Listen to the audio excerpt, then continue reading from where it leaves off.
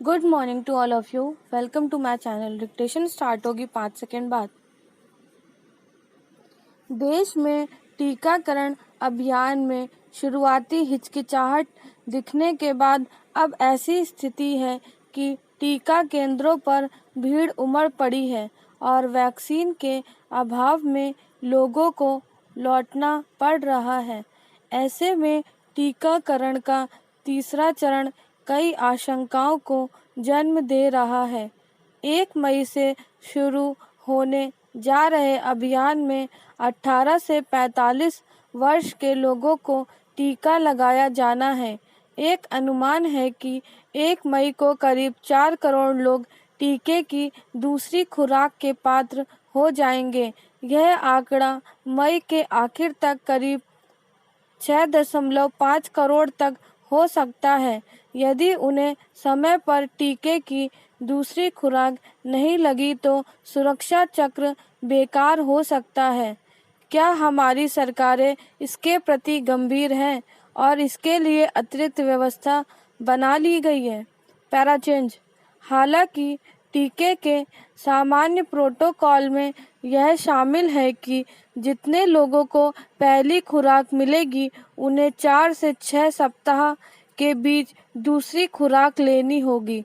ऐसे में उम्मीद यही है कि दूसरी खुराक की व्यवस्था सरकार ने कर ली होगी, लेकिन हर तरह की व्यवस्थाएं जिस तरह चरमरा रही हैं उन्हें देखते हुए कई तरह की आशंकाएं जन्म ले रही हैं।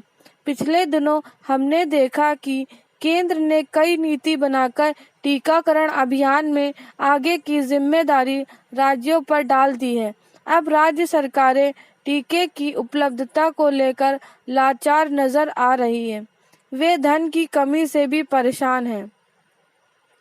टीके की कीमत को लेकर भी कई तरह के असमंजस हैं। एक ही टीके के 3 दाम ने सुप्रीम कोर्ट तक को हैरत में डाल दिया है। अदालतों में इसे चुनौती दी गई है, सुनवाई चल रही है। विदेशी टीके के आयात को मंजूरी मिल जाने से राहत की बात सिर्फ इतनी है कि कुछ ही दिनों में स्पुतनिक वी सहित कई विदेशी टीके उपलब्ध होंगे। तब हो सकता है दिक्कतें कुछ कम हो जाएं, लेकिन सारा दारोमदार इस बात पर निर्भर है कि राज्य सरकारें इस अभियान में आगे का कैसे प्रबंध कर पाती हैं। प्रबंधन की गड़बड़ी कहीं सारे किए कराए पर पानी न फेर दे, क्योंकि यदि समय पर लोगों को टीके की दूसरी खुराक नहीं दी गई तो पहली खुराक का असर भी बेकार चला जाएगा। Para change. देश में संक्रमण दर खतरनाक तरीके से बढ़ रही है।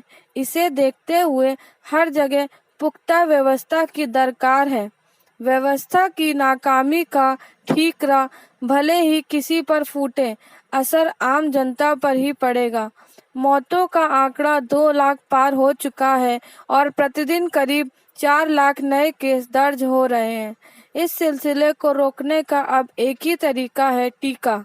इसलिए हमें पूरी ताकत से टीकाकरण अभियान को सफल बनाने में जुट जाना चाहिए। जितनी तेजी से यह सफल होगा उतनी तेजी से हम सुरक्षित होंगे। स्टॉप। नेक्स्ट स्टार्ट होगी 5 सेकेंड बाद। देश में महामारी की तस्वीर जिस कदर बिगड़ती जा रही है उससे साफ है कि इसमें जितनी भूमिका संक्रमण के फैलाव की है उससे ज़्यादा यह स्थिति इससे निपटने में प्रबंधन के स्तर पर मौजूद कमियों की वजह से आई है। एक और जांच का दायरा ज्यों-ज्यों फैल रहा है वैसे वैसे यह उभर कर सामने आ रहा है कि विषाणु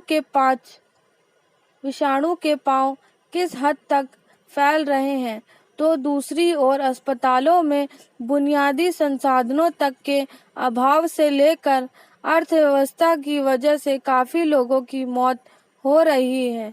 ऐसे में कोरोना की रोकथाम के लिए ऑक्सीजन और दवाइयों के समांतर सबसे कारगर उपाय टीकाकरण को माना जा रहा है। हालांकि अलग अलग आयु वर्ग के लोगों को टीका लगाए जाने की शुरुआत हो चुकी है और उसके बाद से अब तक 14 करोड़ से ज़्यादा लोगों का टीकाकरण किया जा चुका है। संसाधनों के अभाव के बीच यह एक संतोषजनक उपलब्धि है, लेकिन यह भी सच है कि आबादी के अनुपात में अभी सबको टीका उपलब्ध करा पाना इतना आसान काम नहीं है। पैराचेंज। महामारी की गंभीरता के मद्देनजर पिछले दिनों यह घोषणा तो कर दी गई कि अब 1 मई से 18 से 45 साल उम्र तक के लोग टीका लगवा सकेंगे, लेकिन इससे पहले यह सुनिश्चित करने की ज़रूरत शायद नहीं समझी गई कि आबादी के इतने बड़े हिस्से के लिए टीके की उपलब्धता कितनी है। अब हालात यह है कि महाराष्ट्र, दिल्ली, राजस्थान, छत्तीसगढ़, असम आदि राज्यों में निर्धारित तारीख से इस आयु वर्ग के लोगों के लिए टीकाकरण की शुरुआत कर पाना संभव नहीं है। कई अन्य राज्यों में भी टीकों की पर्याप्त खुराक उपलब्ध नहीं होने की वजह से यह कार्यक्रम अधर में लटकता दिख रहा है। दरअसल आबादी के इतने बड़े हिस्से को अचानक ही आसानी से टीका लगाना एक व्यापक और जटिल काम है। पहले 60 और फिर 45 वर्ष से ऊपर के लोगों को टीका लगाने का कार्यक्रम अभी चल ही रहा था और उसमें भी अभी बहुत सारे ज़रूरतमंद टीके का इंतज़ार कर रहे थे। इस बीच 18 से 45 साल के आयु वर्ग के लिए टीकाकरण की घोषणा हो गई। पैराचेंज।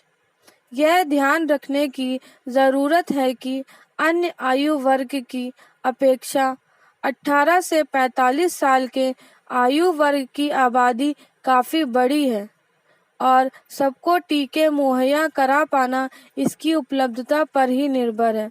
यूँ देश भर में और अलग अलग राज्यों की ज़रूरत के मुताबिक टीका तैयार करने के लिए विभिन्न कंपनियों को कहा गया है, मगर यह काम इतना बारीक और जटिल है कि इसे हड़बड़ी में मांग आधारित कार्यक्रम के फॉर्मूले के तहत पूरा नहीं किया जा सकता। टीकों का सुरक्षित होना सबसे बड़ी शर्त है। देश या विदेश में स्थित जिन कंपनियों को इजाज़त मिली है उनसे टीका प्राप्त होने में वक्त लगना स्वाभाविक है। मौजूदा स्थिति को देखते हुए यही लगता है कि जब तक सबके लिए इसकी उपलब्धता सुनिश्चित नहीं हो जाती है, तब तक इस कार्यक्रम की सफलता आसान नहीं होगी।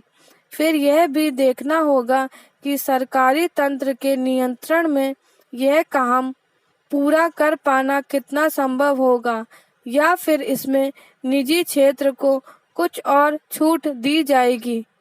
यह सवाल भी उठ सकता है कि क्या खुले बाजार में टीके उपलब्ध कराकर इस कार्यक्रम में केंद्रित बोझ को कुछ कम किया जा सकता है।